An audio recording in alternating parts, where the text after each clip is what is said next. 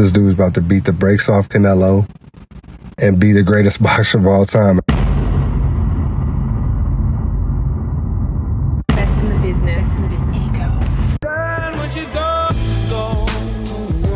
We unpack. We unpack. We unpack. Coming to you live, Boxing Ego unpack. Yeah. We unpack. We unpack. We unpack. Coming to you live. Timothy Desert Storm Bradley pretty much dismisses Crawford being out for a year ahead of moving up to fight Canelo Alvarez. Find out exactly what he said and get the ego thoughts in response to what he said in this video. What up, Fight World? It's your boy Ego, and I'm back with some more boxing. Tim Bradley on his YouTube channel, he spoke again about an upcoming fight, Canelo fighting Terence Crawford, and he tackles the whole idea of Bud being out of the ring for a year by the time he steps in with Canelo Alvarez. Gives his thoughts, and then I'm going to give my thoughts based on what he said. So on his YouTube channel, he did a recording, and it says, quote, "A lot of people are making a fuss about Crawford being out of the ring for over a year. I'm not putting much stock into that." So very dismissive right off bat that he doesn't believe Crawford is hurt any by taking a year in between fights. Crawford took the time to build his body up the way he needed to build it up. He put on a lot of weight on his legs.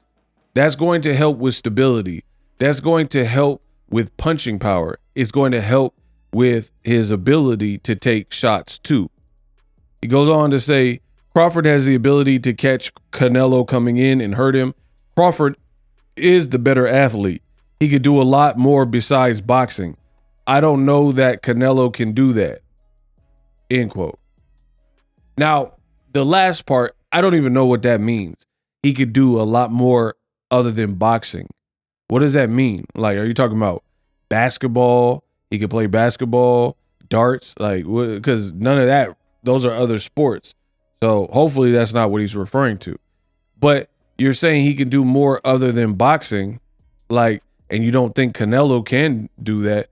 What else is there to do in the sport of boxing other than boxing? I mean, I guess it's box or brawl, but even brawling is a form of boxing. So I don't even understand the statement of Crawford has the ability to do more besides boxing. I don't even understand what that means, to the point where I can't really have an honest rebuttal to that. If you guys know in the comment section, please let me know, in the sport of boxing, in a boxing match, what more Crawford can do than box that Canelo cannot do. You know what I'm saying? Like, you even like switch hitting. Okay, let's say Canelo doesn't switch hit, but it's still boxing. That's an attribute at best, a skill, but it's all boxing. Boxing is boxing is boxing. So I don't really understand that statement. So we'll go and move on to inactivity. The funny thing is, listen, this is the funny thing. Boxing fans, boxers, a lot of people are full of it. And let me explain. Now you have Tim Bradley sounding very dismissive that being out of the ring for Crawford a year, pretty like, it's not a bad thing. But here's the kicker. Crawford has fought one time a year for several years. So for me, this is how you could tell who's truly biased, like Tim Bradley. Bradley has an inherent bias towards Terence Crawford, and he always has, right? Former top-ranked guy. You were doing commentary for top-ranked fights. You sparred Crawford, and you have an affinity for him because he whooped you in sparring or whatever. And then ever since that, Bradley is singing his praises. But here's how you know who's being biased and who's being objective. You can listen to me, or you can listen to the Bud Buddies. The choice is yours. I get paid the same. It don't matter to me. But here's the thing. When Boxing Ego talks, I tell you things that favor Crawford. I tell you things that favor Canelo. That is being objective.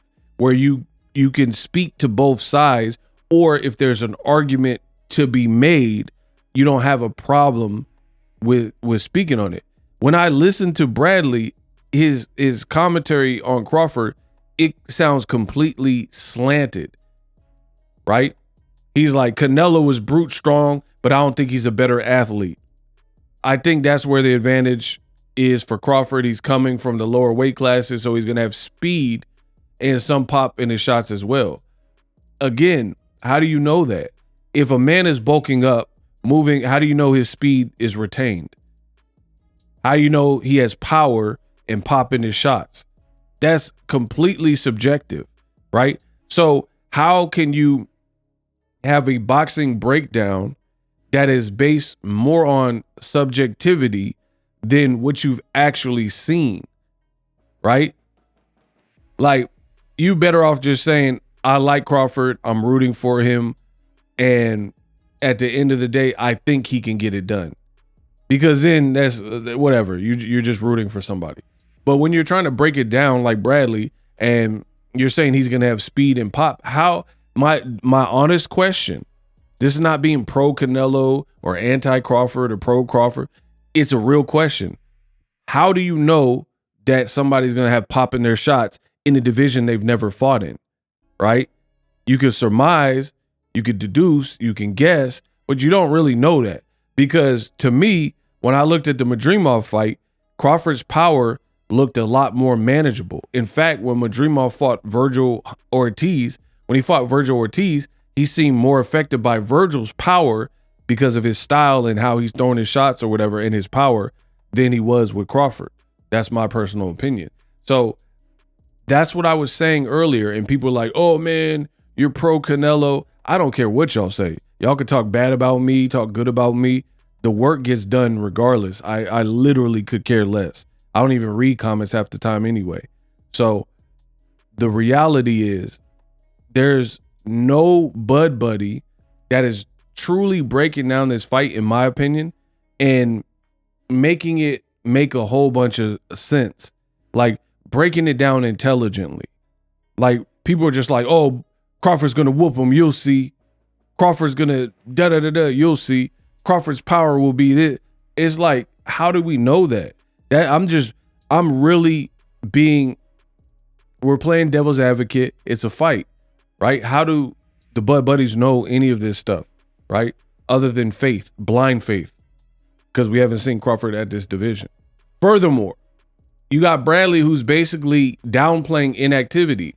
This is another fake part about the game.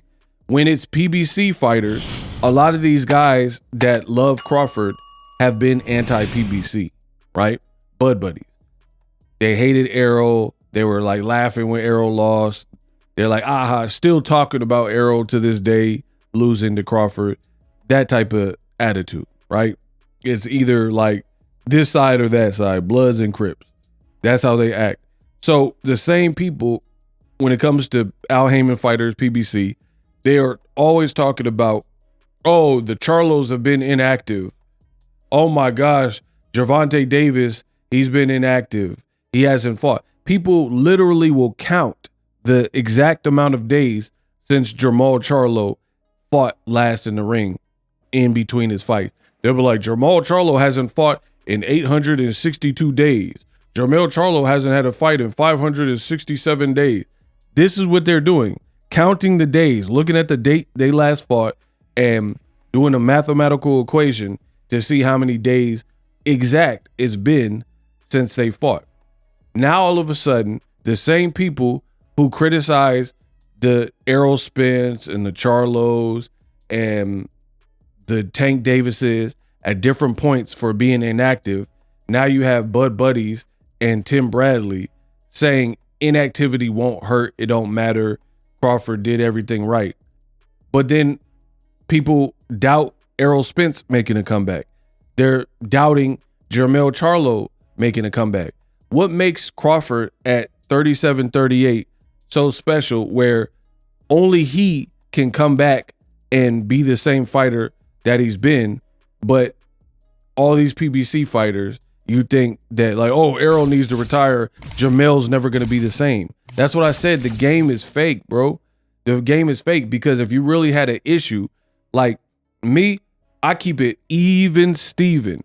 Inactivity is bad for all fighters. I've always said that. I've always maintained that. And I truly believe that. Inactivity, when you're out the ring too long, you lose timing. You can lose reflexes. If you're a marksman and you know how to shoot a gun, you don't shoot a gun for a year, 2 years, you're not going to be as good of a shot. It's just what it is. That's like me taking a year or some of these long layoffs that these fighters have had off of YouTube, and then I come back to YouTube. The game is different. YouTube is constantly innovating. YouTube is constantly coming out with new features. So if I move away from YouTube and I don't touch YouTube, don't log in, let's say I get locked up, knock on wood, but let's say I got locked up for a year, right? Locked up for a year. When I come back, the game is different. Other people, they might have passed the channel. There's new features on YouTube. It's just common sense. So the fact that Bradley and Bud Buddies are trying to make it sound like inactivity benefits Crawford instead of just keeping it real and be like, hey, I do have questions like I should with Crawford fighting one time a year, they're somehow trying to spin it. The game is fake. The same people, the Bud Buddies, also try to make it seem like a bad thing that Canelo was sparring Jaron Boots Ennis. These things don't make sense. You let me know how this makes sense. To make it sound like Crawford, who's been fighting one time a year for the last 5 years, that's good for him and that's good for a boxer. But then Canelo sparring with Jaron Boots Ennis, they tell you is a bad thing. They make it sound, oh, it's not going to help. It won't do anything. So for me, I do have questions about Crawford's inactivity and him fighting one time a year. And if you say you don't, you probably have a horse in the race or emotions that are getting in the way.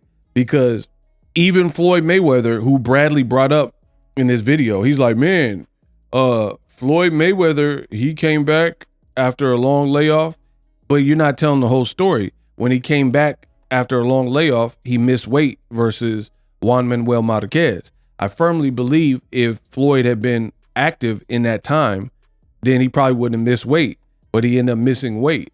So that's part of it. Then he started thinking about, Bradley started trying to think about other people who've been very inactive. And he said, John Jones, right? John Jones, he's like, that's a different sport, but it's still combat sport. John Jones was out for like 3 years, but a lot of people thought that Stipe Miocic wasn't in his prime. He got flatlined by Francis Ngannou in their rematch. You see what I'm saying? So he had Stipe Miocic, his talking doesn't sound the same. So great for John Jones, but he was fighting somebody. John Jones was like equally big, if not a little bit bigger than Stipe by that time.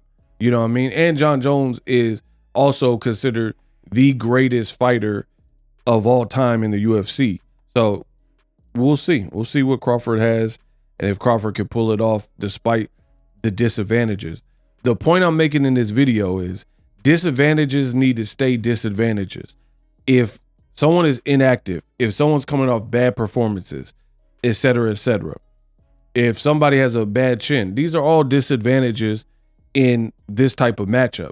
So anybody who is telling you otherwise, to me, I don't believe you. And either you're biased or you're not a true speaker. I don't feel like there's anything wrong for people to have questions. Like Andy Ruiz, where has he been, right? If he were to come back and fight Moises Atuma, that would be a dangerous fight.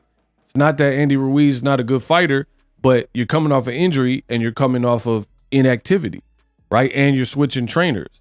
Whereas Moises Atuma or whatever his name is, he been fighting, he been a bit more active, and Moises is knocking dudes out, so he has that going for him. So people are underrating experience and momentum and how these things play into a fight. And Crawford has been fighting one time a year, and he's looked good and looked sharp and looked successful, but these were all more realistic matches in terms of the weight, he didn't do this big jump. That's why people are like, their interest is piqued. And they're like, will Crawford be affected by it now? If Crawford was staying at 54, which we know he was a champion, then it'd be a different story. But you're trying to do a different feat. So the more that's stacked against you, the less of a head start that you have. And anybody who's trying to spin it to something else, I don't really trust you, because I don't think there's any, if you're having a nice, honest, objective conversation about boxing, it's no bad thing to state the obvious. Like even Errol Spence. I like Errol Spence. I've always followed his career, interviewed him several times. He's a cool dude, family man. Him coming back, I have questions. Not that I want to doubt you or it's inconceivable that you bounce back, but rightfully so. You come off a bad loss, new weight class, long layoff. There's going to be questions. Even Errol Spence with Crawford, I still, in my buildup, even though I picked Errol to beat Crawford and I was wrong, I still said that Errol coming off a long layoff is not beneficial because Crawford got a tune-up in with David Avocado. So I keep it consistent. Inactivity is just what it sounds like. You're inactive and it doesn't benefit anyone. Name one situation where somebody was a lot better from being inactive. The only time where maybe that exists is if you had some kind of injury where the injury required you to be out and you were fighting with the injury and, you know, you needed the rest. But more often than not, when you don't do something for a long period of time, it's not like riding a bike, because when you're riding a bike, you're not jousting. Nobody's trying to knock you off the bike and throw, you know, arrows at you and spikes through your spokes or anything. You see what I'm saying? Versus boxing, you got to feel how it feels to get punched in the face again with no headgear and 10-ounce gloves. Canelo felt that in May with William School. Crawford hasn't felt it since Madrimov at 54. Now he's moving to 68. These are the facts. Subscribe. Live streaming can be tough, which is why I use StreamYard. Click the link in the description for StreamYard, which is an awesome tool that enables you to set up your stream with ease of use. Get great results with live streaming. It's what I use. Stream to social media with ease with StreamYard. Live streaming is here to stay. Engage with your audience using StreamYard. Great way to reach out to your audience and connect. So you need a tool that can do that.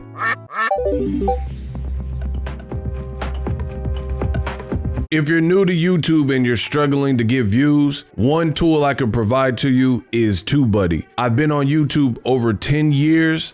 I use TubeBuddy daily to crank out videos just like this one that you're watching.